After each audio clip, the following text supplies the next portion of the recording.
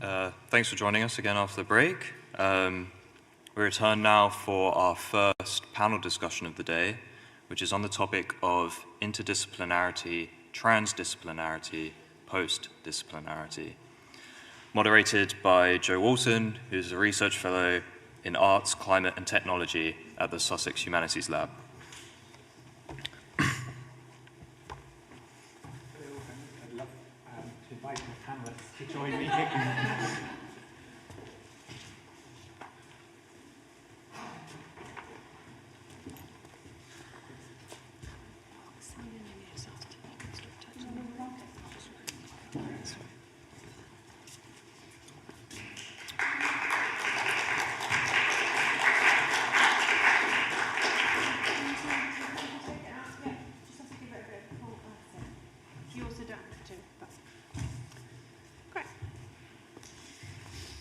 Hello, so this has been so cool and interesting, and some of the people responsible for it being so cool and interesting are up here, which is fantastic.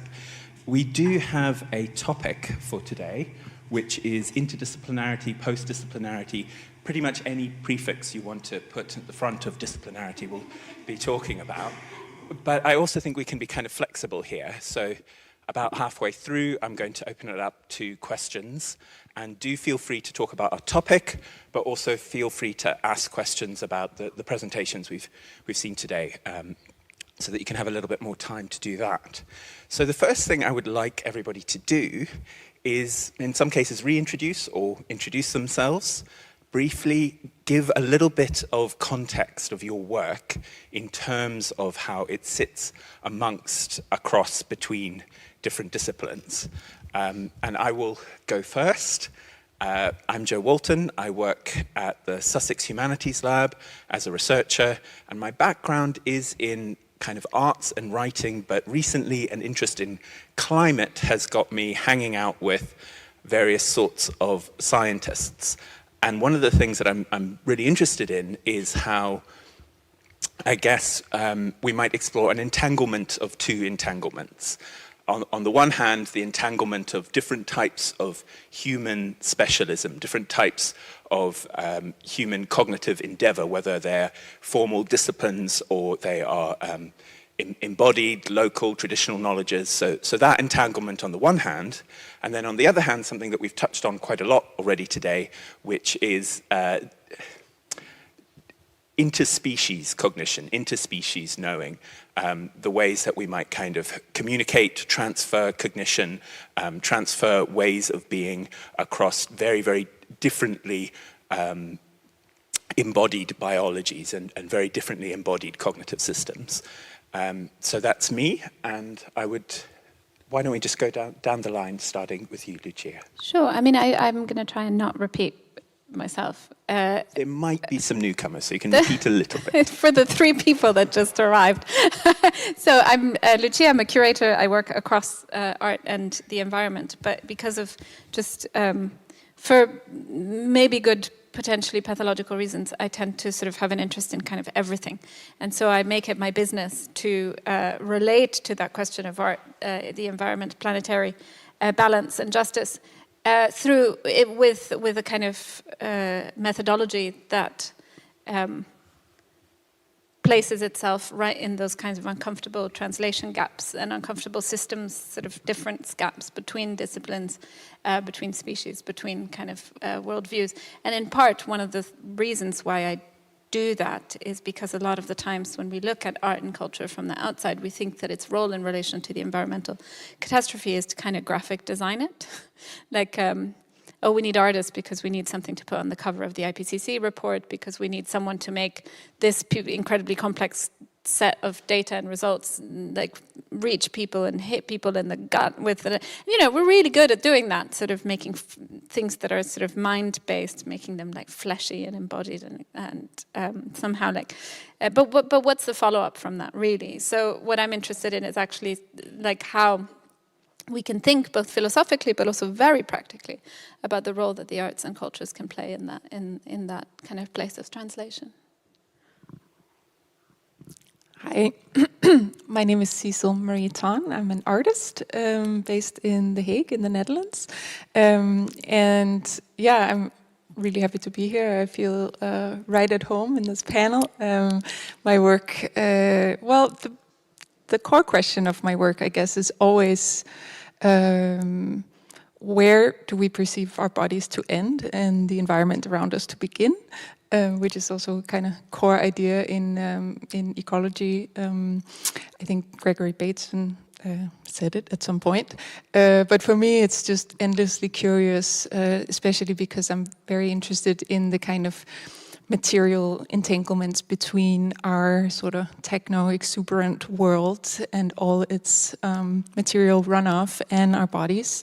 Most recently, I've been sort of working with this term from environmental science of the sentinel species, which is a kind of indicator species, the kind of species that scientists look at to see how are they perhaps dealing with or succumbing to pollution. And I thought that this term kind of pointed in many ways to what you were talking about in your talk about this idea of the body burden never being equal. The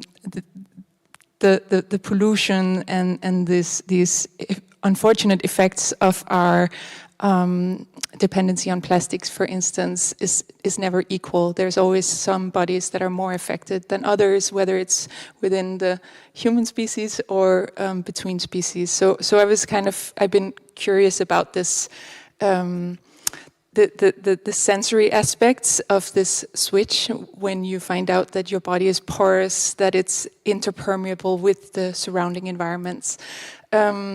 I think I will talk a bit more about the installation that I also have, that's part of Life Perceives, that is called the Sentinel Self. So it's bringing in sort of like this idea of selfhood. How can we, in a way, take on this responsibility of becoming a sentinel species rather than delegating it to the fish or to the bees? And how will that maybe change our perception of selfhood, which was also born out of a very interdisciplinary work relationship.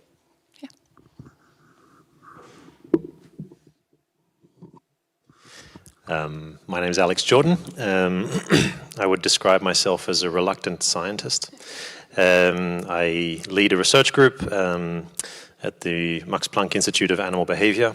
And I study the animals that I do through a fascination and a love for uncovering and revealing attributes of their existence that I find fascinating, and I think that we as humans find fascinating. And that's not always the sort of headline stuff. It's not always that they recognize themselves in a mirror or that they can solve some task, but really challenging this idea of the value of subjective experience. I'm very enamored by this idea of Umwelt, this German loanword that describes the perceived sensory environment of an animal.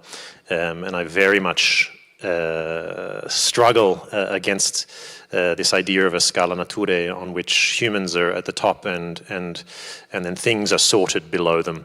I find that to be a symptom of human arrogance and egotistical tendencies. And so I chafe against that, and I try to champion the understanding and appreciation of all kinds of existences.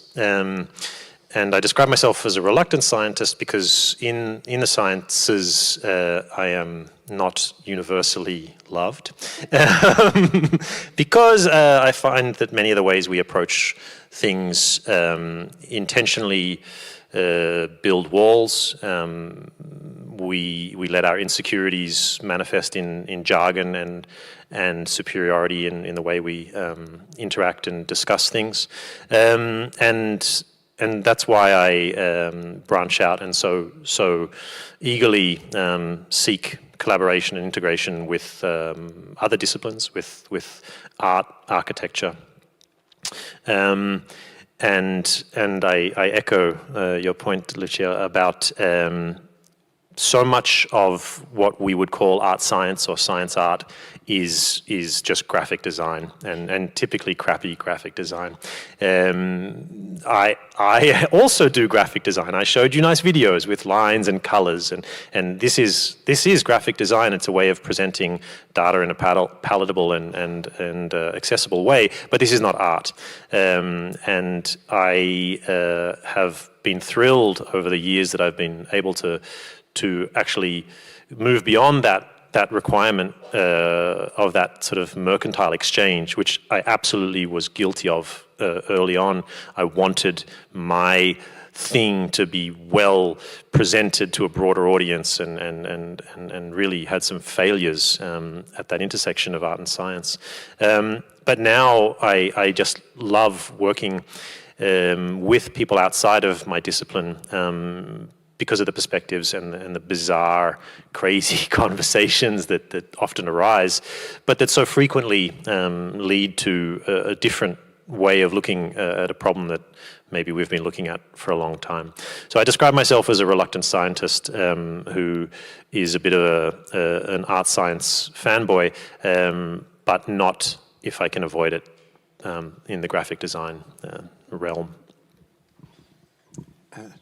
Hi, my name's Mark Baldwin. I'm academic visitor at Cambridge, working with Nicola Clayton.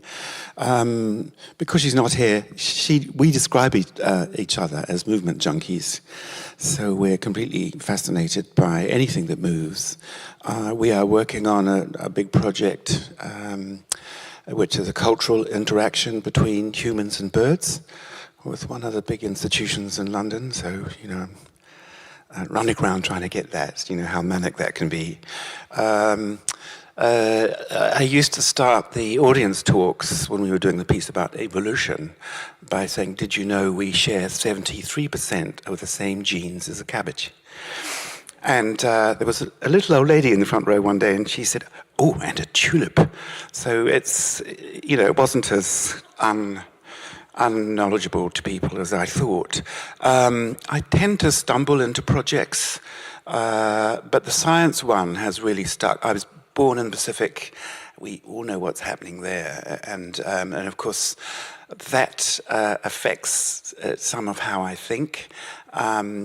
Nikki advises the UN in some way, and so it's always at the tip of what we do to think about actually how birds are dealing with all of this, and her favorite birds are crows, and of course they're having a terrible time at the moment with people seeing them as pests and want to wipe them out, and we came up with a big project for Saudi Arabia, which we never got there to explain it, but if you don't have rubbish, you don't have crows. We shouldn't do anything at all, but don't have rubbish. And so there are some simple solutions, and it's really nice to work with Nikki because she's quite sensible, whereas my background is art, so I'm quite bonkers. But within that bonkers, I always try and land on something that's even more bonkers, but somehow makes sense to other people. And I spent years working with dancers, and the brain fascinates me. Human brain in comparison to other species as well. Nikki's thing, again, because she's not here, she's doing cephalopods at the moment as well. And of course, they do all sorts of incredible things. They try and move so slowly that so you don't notice. At the same time, they're changing colors to do with the way the sun's refracting in the sea, so that you don't notice. And there's a facility here on the coast, and there's one in France. And also, it's a wonderful image of the fact that your brain's not stuck in one place, it's spread through the body. And as you move, the brain's reacting in a completely different way. So it's those kinds of things which absolutely fascinate me. But at the moment, I'm tied into this. I regret I made up the idea, the cultural interaction between birds and humans. So I'm fixated, we are fixated on that at the moment. Thank you. I wonder if the IPCC could create a cover that was so beautiful or so bonkers that immediately the 10,000-page report would be actioned in a kind of socially just, rapid decarbonization. Yes? Then they need to ask a witch, not an artist. Well, like a spell, if it was a spell on the cover of the IPCC pack. And I think perhaps we should think about what spells we can cast. And definitely I've encountered in that initial collaboration between the arts and scientists that perhaps what the scientists are looking for to begin with is a kind of witch. Can you communicate, preferably without changing in any way, the normative implications of our research that needs to speak to the human heart? And they may be a little bit disappointed to find that I don't command an enormous audience of billions that will kind of sway according to my every poetic word that I drop. I'm fascinated by my cat, and I'd like to ask you all about my cat. My cat is a new cat and seems to follow my hands as though they were kind of birds or mice, hunting them down to bop her nose against and occasionally maybe give me a little nip. So I guess two kind of questions really. Across all your work, feeling free to go out on a limb, I would love to know how far you have got into the phenomenology of other species. We can't know, of course we can't know, but what is it that you kind of suspect, that you imagine? What is it like to be a cat? What is it like to be a cephalopod? What is it like to be Thomas Nagel? What is it like to be any kind of organism of your choice? And then a kind of a second question that you can pick up on if you like, is it possible to involve the more than human universe in our research as participants in a participatory way so that they inform our aims and our goals and the conduct of that research, and they are no longer the subjects? Perhaps they're still the subjects, but in a more participatory way. So if anyone feel free to jump in. Nikki has a cat. And I get a daily report on what the cat's been up to. Since she's not here, the cat likes pink. So if there are pink things spread out through the house, the cat collects pink things in its little corner in the kitchen.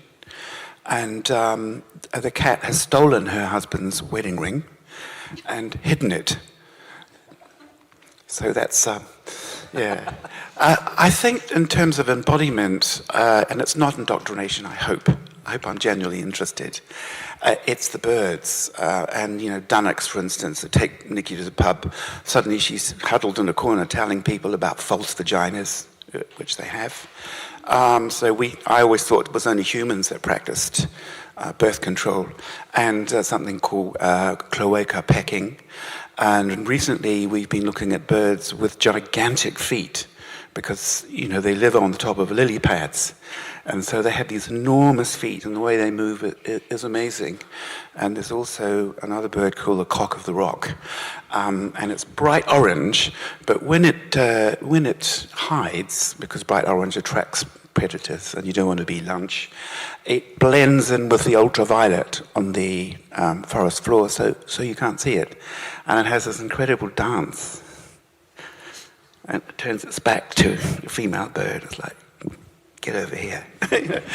And so those mating rituals, I mentioned them before, the ones on the floor in New Guinea, and it takes them 8 years to learn their dance so that the females, because it's female choice in nature, will be interested in them. It's the plumage, it's the steps, it's the movement, it's the stance, it's the call.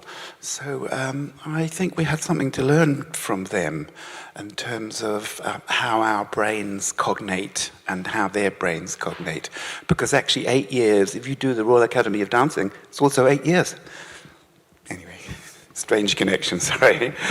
I love the idea of witches, and I'm into that, I think. I asked Nikki whether she was spiritual, and she said, I learn yoga. So that's it. The political philosopher Michael Marder, who works a lot on plants, has a beautiful text about language in a book called The Language of Plants, in which he advocates for the importance of the space, of making space for the untranslatable. So to a certain extent, and that's because, you know, if you work in my kinds of fields, it's enough to make some kind of like poetic dream-like statement around something. To a certain extent, I think that it's less the kind of adaptation of a particular Umwelt or sense of self to a kind of human intelligible paradigm that we should be striving towards, but more ways of being. We know full well that we can coexist with, co-create with, have care and responsibility towards, have a sense of obligation towards things, people, beings, more than human beings, that we don't fully understand. But I think one thing that tickles me about your question is what I often do, which is a kind of strong apology for, I suppose, like poetic, strategic anthropomorphism as opposed to anthropocentrism. So a lot of scientists, probably not you, but not Nikki, not, I hope a lot of you, but a lot of scientists will really retract at the notion of making any form of statement that might be perceived to be anthropomorphic about anything, a plant, a fish. What I, however, there's an intuition that comes that has something to do with something like this, which is, what if instead of making the mistake of, let's say, associating a not more than human being with human behavior and therefore making an error in that judgment, what if anthropomorphism could actually be a form of humility? That is to say, a way of acknowledging that what we perceive to be, whatever it is, humor, love, generosity, grief, we only recognize it when it looks like the one that we experience. But instead, it is possible that all the categories of thought, all the kind of, how do you say, properties and emergences, properties of human experience and of human life are actually emergences from and exist completely enmeshed within a larger love, a larger humor, a larger sense of, which takes its shapes different ways. The easiest way of understanding that is that God is absolutely not an old white man with a beard. The reason why that's one of the images that comes up in the West is because Michelangelo was an old white man with a beard. And so that's, or may not have had a beard, but whatever, the point is that we shape the world in the shape in which we believe it to be, and then we experience it as though that were the truth, or the real, rather. And to kind of dislodge that, I think, is a really important thing. There was something really tickling about the second part of your question, and now what was the second part of your question? Participation. So these do the mealworms understand the magic tricks? Oh, participation. Yeah. This is like a note for the future, which is to say, it's another feeling that is more than human beings exist in human design systems, be they the economy, sort of global travel and transport, finance, and so on, the law. They exist, but they exist in the wrong way. So one of the things that we could do is start to look, rather than try and translate plant, in human terms or making it fit human systems, is really to live with plant or to live with the behavior of fish or the dreams of spiders and so on, and actually relook at our human design system and redesign those systems to make better space for, I don't know what that means in practice. You need to ask a lawyer. You know, it needs everyone. I'd like to follow up on this point of more than human existence and perhaps the commonalities by sharing an anecdote, as it were. One of the things we're interested in with some of the approaches we take is how convincing does, in our case, a digital model need to be for a fish to accept it as a social partner? What are the attributes of a social partner that cue you in and convince you? And what we find is that we can reduce the visual realism of these models down to spheres or other polygons, but as long as they obey the same behavioral and kinematic rules as a real fish in this case, then they become convincing. Then these fish will treat them and interact with them as if they are another fish. And I think that you might be thinking to yourself, ha, silly fish. But if you think about the way we interact with the world, we layer upon this, I think, a lot of processes that we consider to be higher processes by which we're interacting with the world. But in fact, probably the underlying mechanisms are similar in that there's a very reduced set of rules and ways that we're interacting with the world that convince us of our reality. I'd like to sort of make us think of this idea of the uncanny valley. If you've ever experienced a virtual reality kind of environment, things can be very convincing and you're very comfortable, but if they start to violate any particular movement patterns or visual information, then you start to become very afraid of this thing. These sort of monsters in this current TV show that's an AI robot, but it looks very much like a little girl. These kind of things that are close enough but not perfect are terrifying for us. And I think that is actually something that we might want to consider, that when we are talking about the subjective experience of a plant or a fish or a spider, we should be honest with ourselves about how we are also interacting with the world, and whether it's at some different plane of interaction and existence, or we're actually all vibrating on the same plane and we've just sort of tried to pull our heads above everything else because Michelangelo painted us on the roofs. You say that, it's a tiny thing. As soon as you say the fish can recognize a polygon moving in the same, the first thought that comes to mind, another way of looking at it is like, well, metaphor then exists in the fish world as well. I also work with someone called Ram Shogul, and he has been developing, he's a fashion photographer, but he's been developing something called post-bodying.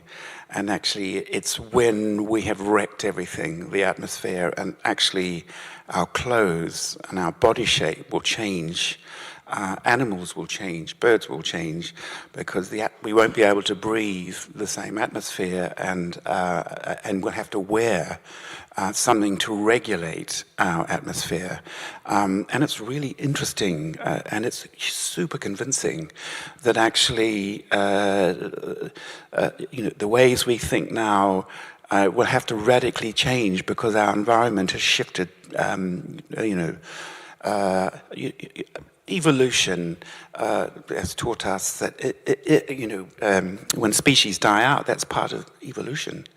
But actually, this post-bodying thing is just quite amazing. He's had a huge interest in it from NASA and from people who are projecting things in the future, because the issues that we're thinking about now are completely different.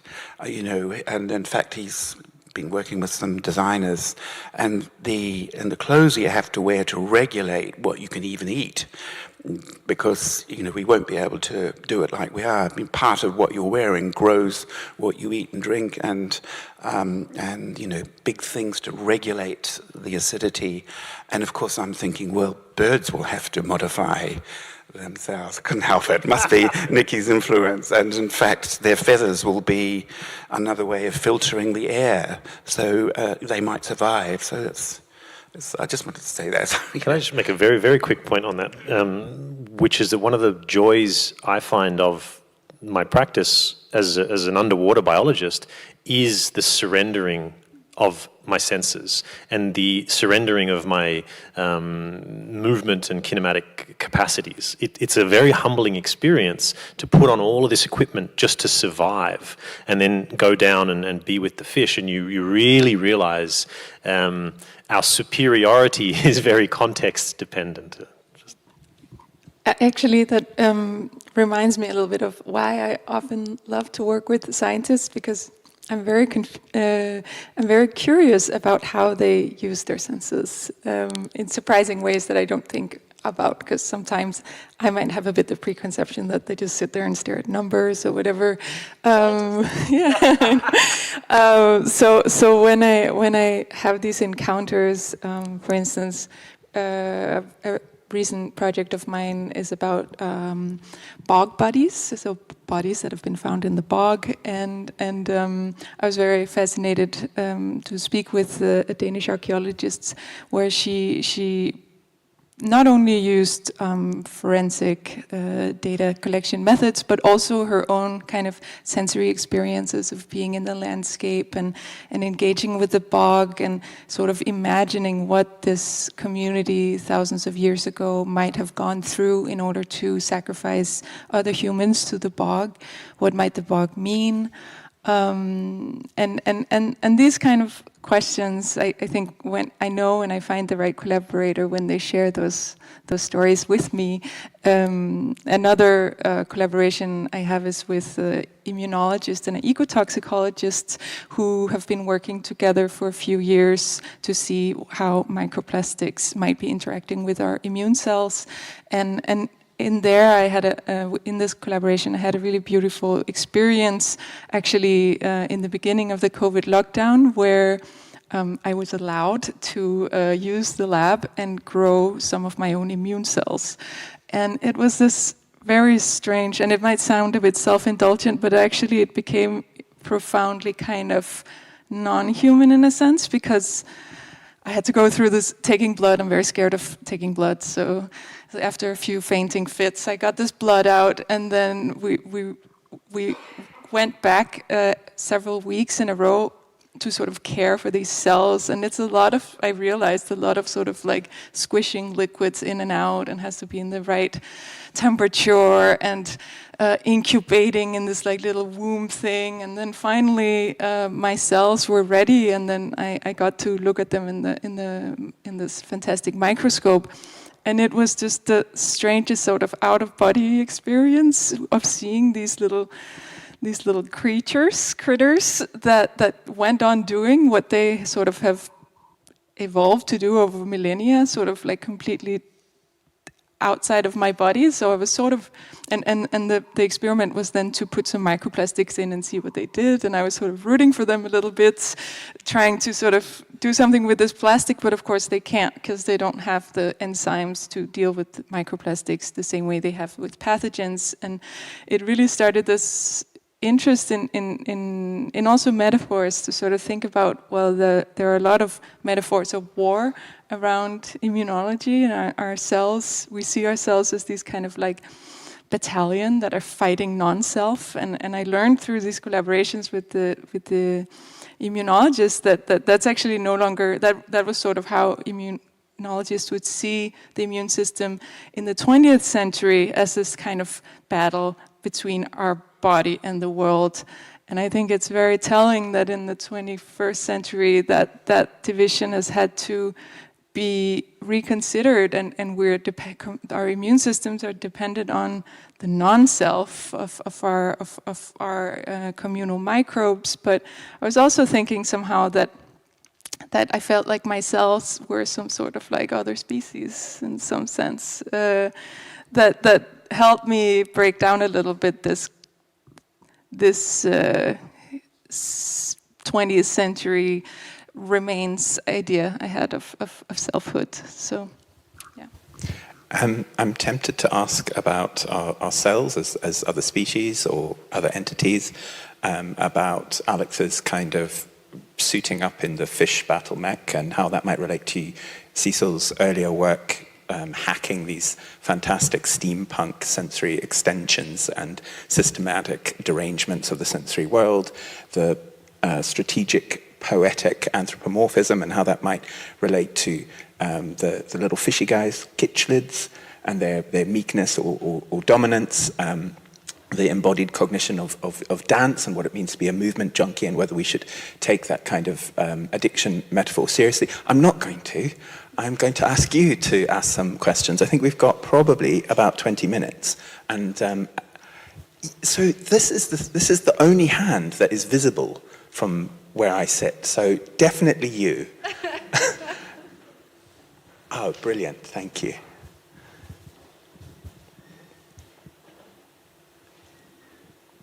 Hi.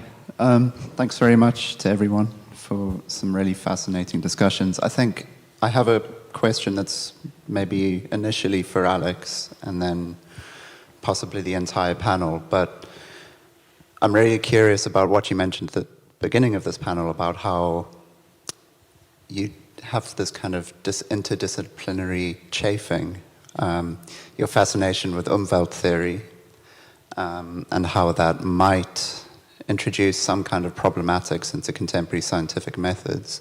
So I'm thinking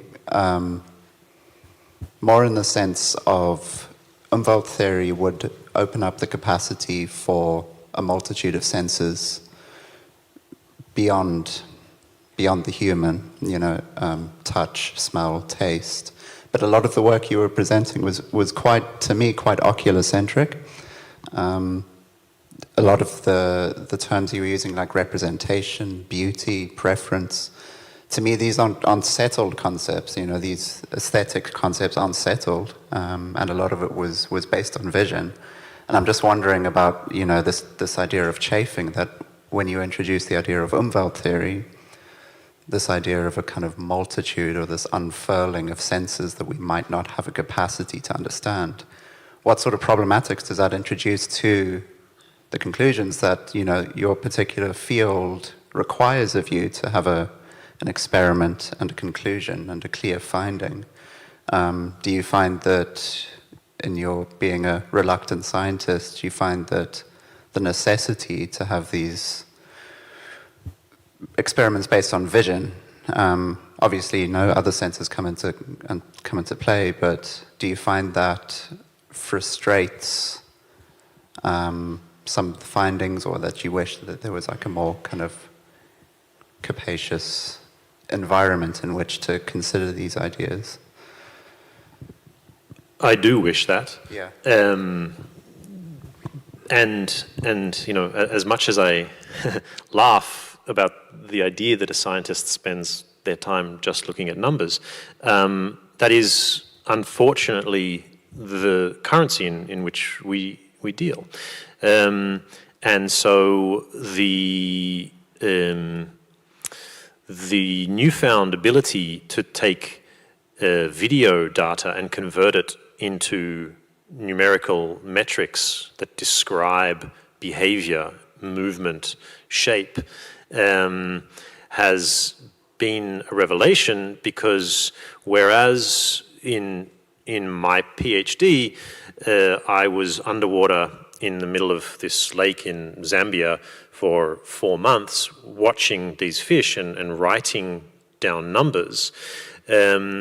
Now we can put a GoPro down and collect that same data in 20 minutes. It's quite it's a strange feeling to know how obsolete you are. And so there's this push, of course, culturally in the sciences to become more rigorous, to become big data, to become objective. And I won't stand here and pretend that I'm not swayed by the sort of economic realisms of science. I am a successful scientist because I jumped on that bandwagon, because that bandwagon allowed me to look at 20 individuals interacting all at once, and put that into a framework that is convincing to my colleagues. And that very much canalizes even the way we think about the questions that we're interested in. It means that the culture in my lab group is about what can we measure that we can represent in some of the sort of graphics that I showed you. And already you are getting from what was an incredibly niche field into a very, very niche part of that niche field. And if I come out to a conference and I say, well, what I'm really interested in is the sort of seismic world of these animals, and I really think that's important. We have no way of measuring that, but I have a really strong intuition from being down there with them. They would have started laughing already, and they would have continued laughing me out the door. Whereas I was just in Tanganyika with a wonderful artist and friend of mine now, Tabitha Rezer, and she laid us down on the edge of the water and asked us to give ourselves over to the full experience of that place. And so that's why I'm very much a reluctant scientist, because in the pure science realm, I'm canalized and constrained in even the ways I can think and imagine. And on the other side, the imagination is allowed to run free. And this is an important concept in my life, is finding a third space between those two things. I'm not an artist. I would never pretend to be, but I am creative. I strive to be a creative scientist, and I strive to find creativity and new ideas in a third space that's neither of the two. And my scientific colleagues, at least the ones I like, are very supportive of that. And the other ones are just stupid, so that's fine. I want to jump in before anybody else responds to that. I think to try and fit in some more questions, let's experiment. Who has potentially a question? Yeah, there are a few. So could we maybe take, say, 2 more questions, and then the panel can pick and choose? So there was one over here. I also wonder, is it possible to convey questions from online? Maybe there's somebody in the room that knows how to do that. But yeah. Hi everyone. So just a quick introduction. I've come here today with 2 hats on. One as in I'm just interested, and the other one is for my sins. I am Brighton and Hove City Council's biodiversity officer. Wow, we've got one, just one. That's me. So I'm, all of these things that we're talking about I'm really interested in, because I think that's how, as a city, we obviously have a really, really urban ecology. And how do we really appreciate that? And how do we get that message out to the communities?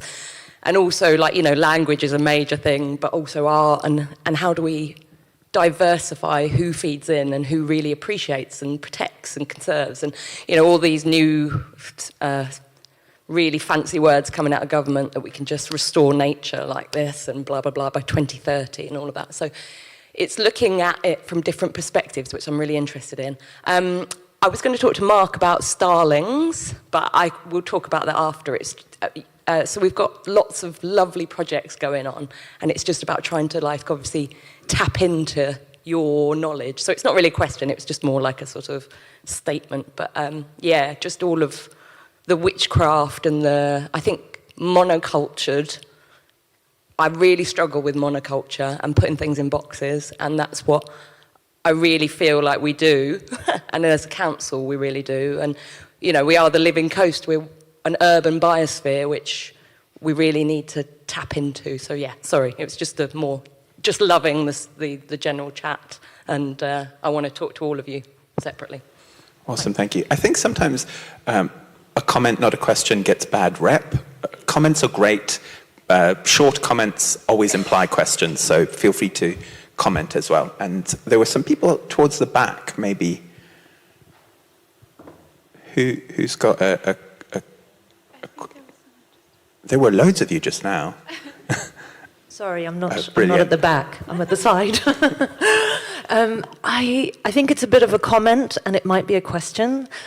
I was thinking of disciplines which are not sort of like professional disciplines.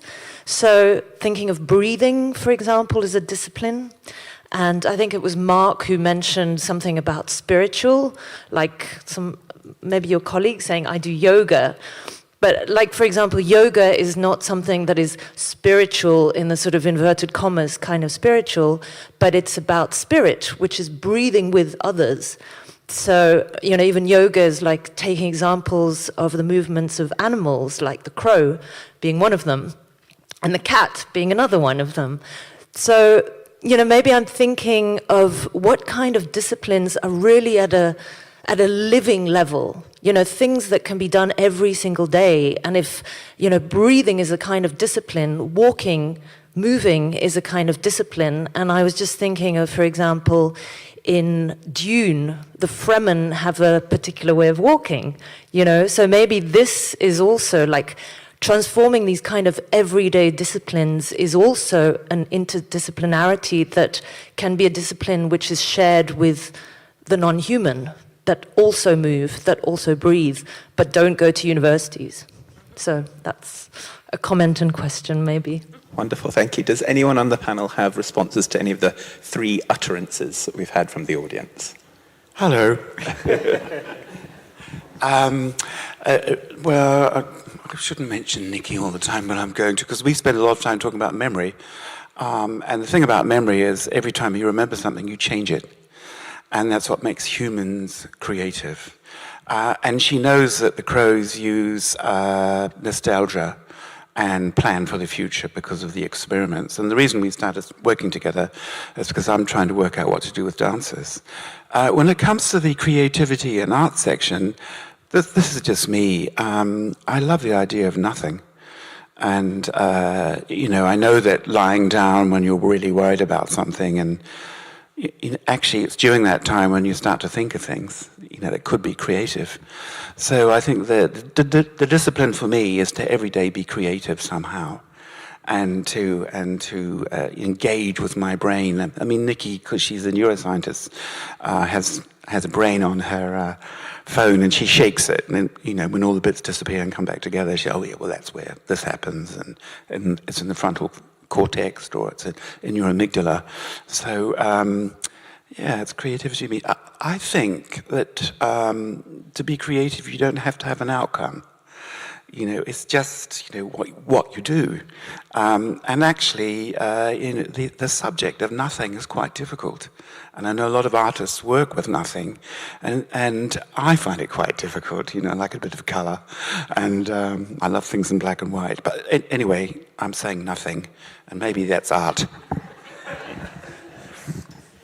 I just wanted to quickly pick up on it. That felt like a question, and I'm really glad that you posed it, because I think one of the things that, and correct me if I'm wrong, but one of the things that mandate to sort of spread the message of biodiversity and invite communities into sort of caring about nature and all of that is actually, it's also a really tricky mandate, because you're also trying to tell many communities who have like really, really important and pressing issues in front of them to sort of, it's one of those things that might feel sometimes like a top-down mandate, and does so all the more when conservative governments are at play, because it's on paper, and we don't and it justifies us cutting funding from other forms of social services, but I think that's really interesting. So to a certain extent, what I found really important in the last kind of few months has been to learn from colleagues and peers and collaborators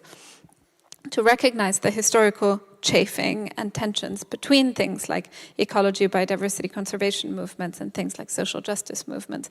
At times, if you look at the recent scandals that happened with the WWF and human rights abuses, at times those things literally come in one another. There's a really interesting story about Chagos and marine protected area that would take 10 minutes to tell, but essentially that the history of those movements has not only been there has been sort of tensions and at times outright contradiction between them. And so it's quite interesting to start from a position of like, well, in what ways could they actually collaborate? And so I worked with a group of students at the RCA. It was architecture students, but we started to think about, I suppose, more than human comrades, and how they could participate in social justice efforts, thus and how those two and social justice efforts participating in biodiversity efforts, with regards to the I suppose the displacement of people and gentrification and rebuilding of certain parts of around the King's Cross Canal. And one of the things that we found, the project, we didn't have enough time to develop the project as far as we would have wanted to. But one of the things that we found was what we were looking for was species of rare moss growing in play. We now collaborate, because the fragmented nature of emancipatory sort of attempts these days is so, meanwhile, so long as you're against abortion, you all vote for like someone who's vastly different in their interests and in their, so it's a kind of, I just feel like the right is winning at gathering people with way greater ease. And I think that it is not, we don't all have to subscribe to being in the left, but just if we're caring about like virtues and principles around ethics and love and care and mutual responsibility and all of those things for planet, people, or both, then I think we have a responsibility to turn those worlds kind of towards each other with a spirit of, well, how can we then work together? So all of that emerged. So that's why it felt like a question, because it sort of emerged from thinking about that kind of mandate in the city. So I'd be really interested in hearing about those.